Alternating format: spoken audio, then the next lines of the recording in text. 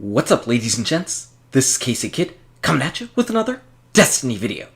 Today we're doing another episode of Cool or Crap, where we take a look at a gun and we decide if it is indeed cool or if it is an utter piece of crap.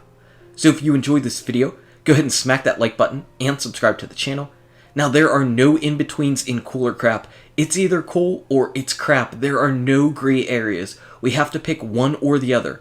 And the gun that's up for debate is the Universal Remote. So this brand spanking new exotic primary shotgun that is actually a year one shotgun. It doesn't look too shabby. It looks pretty interesting. It's massive in your Guardian's hands. You could see how huge it was in my Warlock's hands just walking around with it. It's a pretty big gun.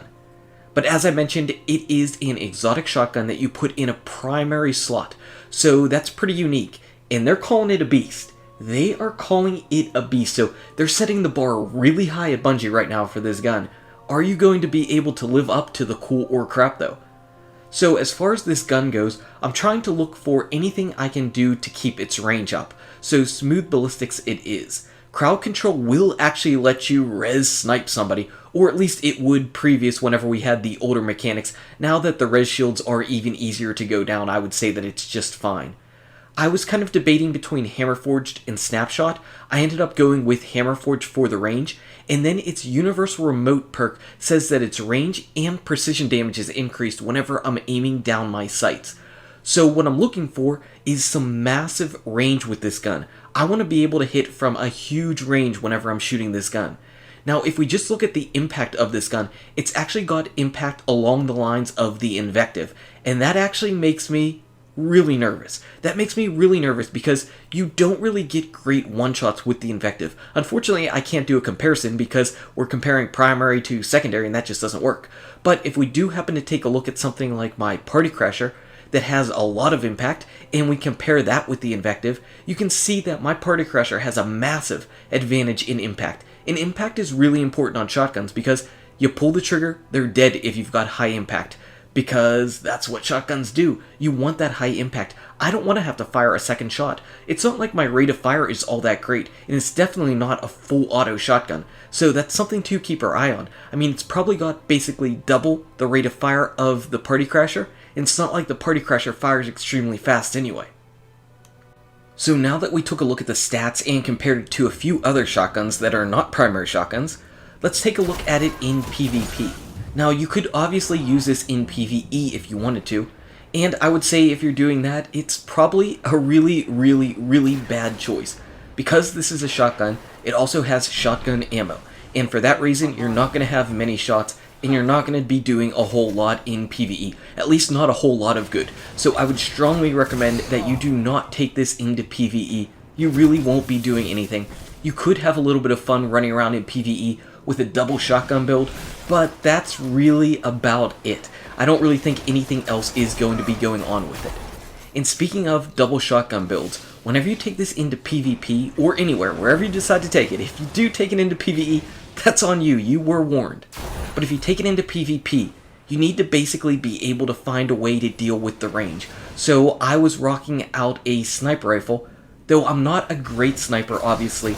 And chances are, if you love shotguns so much that you want to put one on as your primary weapon, you might not be a great sniper either.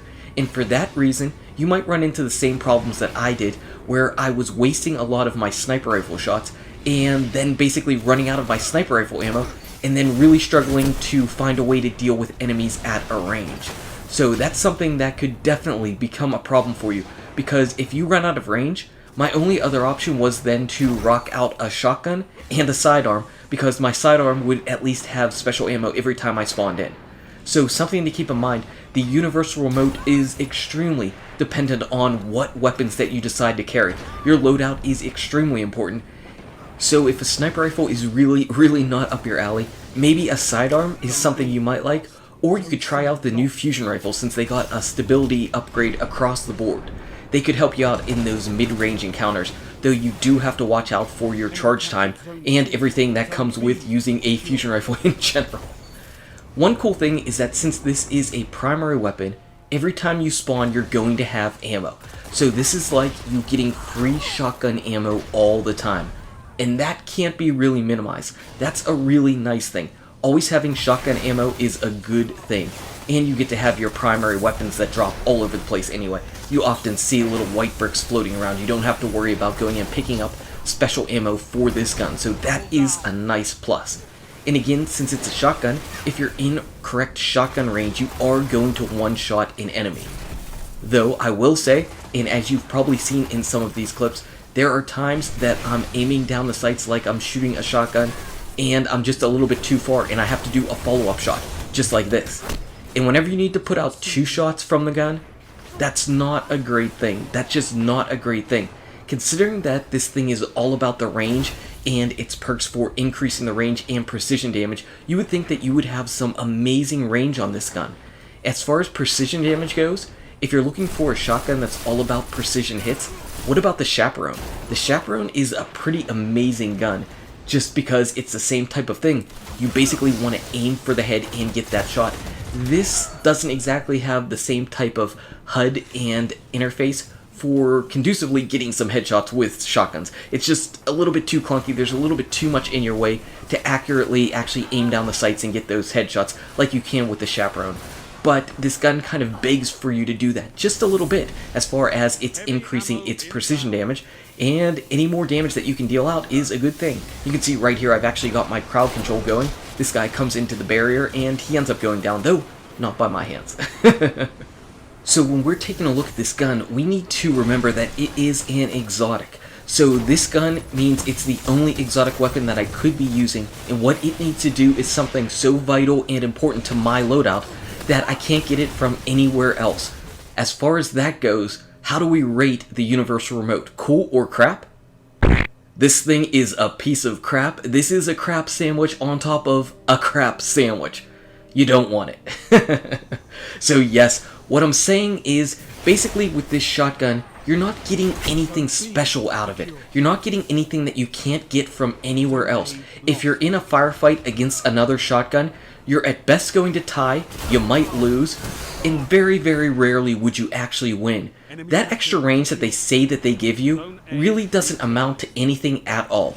And whether that's just the way that this gun has always been, or because of all the shotgun nerfs now, it just doesn't work. You can't get really far kills with this gun. It just doesn't work because that impact is so low.